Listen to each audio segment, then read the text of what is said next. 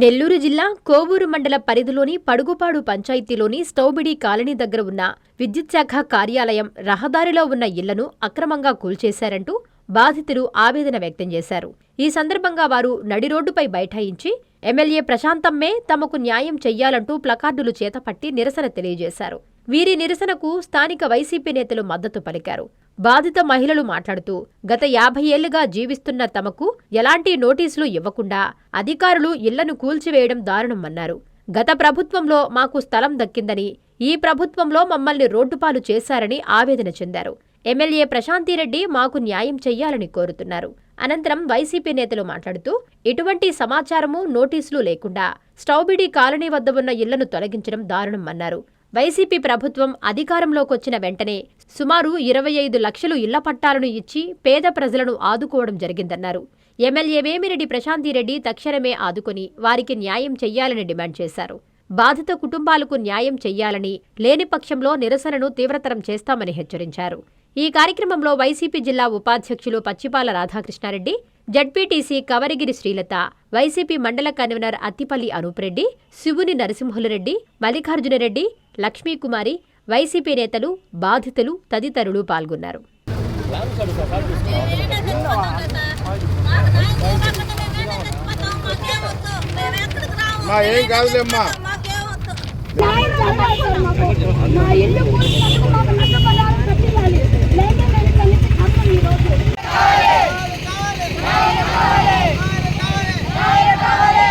రోజున ఎటువంటి సమాచారం లేకుండా, ఎటువంటి నోటీస్ ఇవ్వకుండా పొడుగుపాడుకు సంబంధించిన స్టౌబిడి కాలనీ ఏరియాలో కొద్దిమంది 40 సంవత్సరాల నుంచి జీవిస్తూ ఉంటే వాళ్ళందరికీ ఎటువంటి నోటీసులు ఇవ్వకుండా ఉదయాన్నే 9 గంటలకి వచ్చి జేసీబీని తీసుకొని వచ్చి ఇల్లును కూల్చేయడం జరిగింది. సంవత్సరాలు పరిపాలన చేస్తే అనేక కష్టాలు ఎదుర్కొన్నాం.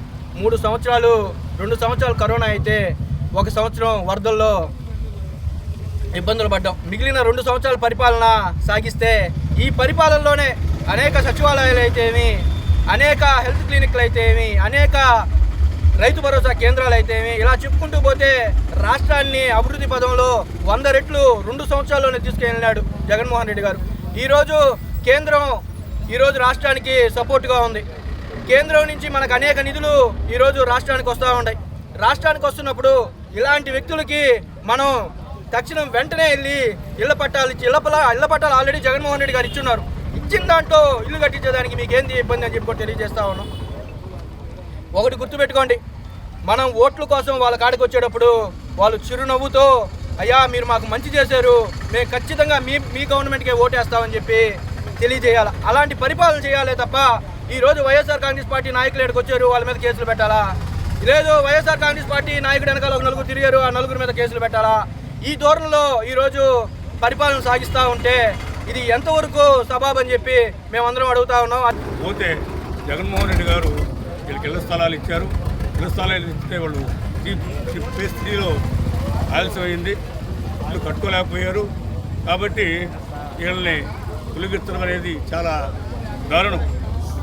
గవర్నమెంట్ డెవలప్మెంట్ చేసేటప్పుడు ఖచ్చితంగా వాళ్ళకి నోటీసులు ఇచ్చి ఆర్ఎన్బి వాళ్ళు వచ్చి వాళ్ళకి నోటు తెలిపి వీళ్ళందరినీ కూడా ఒక సమన్వయం చేసి ఏందమ్మా మీ ప్రాబ్లం ఏంది, ఏ విధంగా చేయాలని ప్రభుత్వం కూడా వాళ్ళతో మాట్లాడుంటే ఈరోజు ఈ స్థాయికి వచ్చేది కాదు. నేను ఈ మధ్య దాదాపు ఒక 15 రోజులు చూస్తూ ఉన్నా.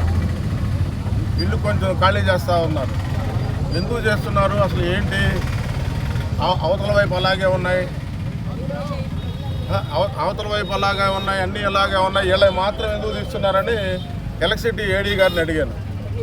అడిగితే వాళ్ళకి ఇల్లు కొత్తగా కడతా ఉన్నారు, దానికి దోవ కోసం ఇన్ని ఇల్లు తీసేయాలనా?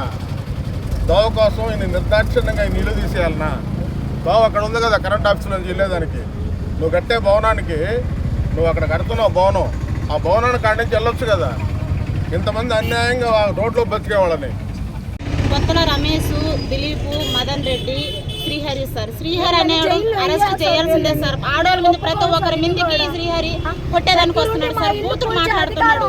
శ్రీహరి దగ్గరుండి కుర్చీ వేసుకుని అతను దిలీప్ మాత్రమే కుర్చీ వేసుకుని అందరి ఇల్లు తోలిచేశాడు సార్. శ్రీహరి మాత్రం అరెస్ట్ చేయాల్సిందే సార్. శ్రీహరి మాత్రం ఆడవాళ్ళు ప్రతి ఒక్కరిని కొట్టేదానికి వచ్చాడు. 9 గంటలప్పుడు వాళ్ళు వచ్చి ఇల్లును కూల్చేస్తామని చెప్పి శ్రీహరి కుర్చీ వేసుకొని జేసీబీని పిలిపించి దగ్గరుండి తీపిచ్చేశారు. మేము అడ్డపడి మేము అడిగినందుకు మమ్మల్ని అసహ్యంగా తప్పుడుగా మాట్లాడారు సార్. ఇదేంటంటే మేము అడ్డుపడితే ఈవిని కరెంటు వైరు తీసుకొని కొట్టపోయారు సార్. ఈవిని వీళ్ళ పాపలు మేమందరం ఆడాలి అక్కడ 5-6 మంది కాకుంటే మా అందరి మీదకి కొట్టడానికి అతను వైరు తీసుకొని వచ్చారు సార్. అతను ఇది ఏంటని అడిగితే పోలీసు వాళ్ళని కూడా పిలిపించారు సార్. పోలీసు వాళ్ళతో మేము చెప్పాను సార్, మేము మాకు ఎటువంటి అర్జీ లేకుండా ఎటువంటివి లేకుండా మేము ఇన్నేళ్ళ నుంచి ఏడుంటే ఇప్పటికి వచ్చి ఎట్ట తీస్తే మేము ఎందుకు పోతామని చెప్తే వాళ్ళు కూడా అదే అడిగారు సార్, ఏమి ఇవ్వకుండా ఎందుకు తీస్తారని చెప్తే అప్పుడు జేసీబీ వెళ్ళిపోయింది. ఆయన కూడా వెళ్ళిపోయారు సార్. మేము ఉన్న బలంగా ఇక్కడి నుంచి వెళ్ళిపోమంటే ఇంటికి వెళ్ళాలి. మీ ప్రతి అడుగులో మీకు తోడుగా ఉంటుంది. మీ ప్రతి కలను సాకారం చేస్తుంది. అంజనా ఇన్ఫ్రా ప్రాజెక్ట్ వారి గోల్డెన్ గెలాక్సీ నెల్లూరుకి అతి సమీపంలో. మన ఎంపికే మన భవిష్యత్తు. మా కార్యాలయం చిరునామా GR Orchid, door number 26-1-1920, flat number 40, opposite Krishna Chaitanya college, mini bypass road, Gomathi Nagar, Nellore. Phone number 8978978936. Anjana infra project నమ్మకమైన సంస్థ, విశ్వాసమైన లాభాలు. మన ఎంపికే మన భవిష్యత్తు.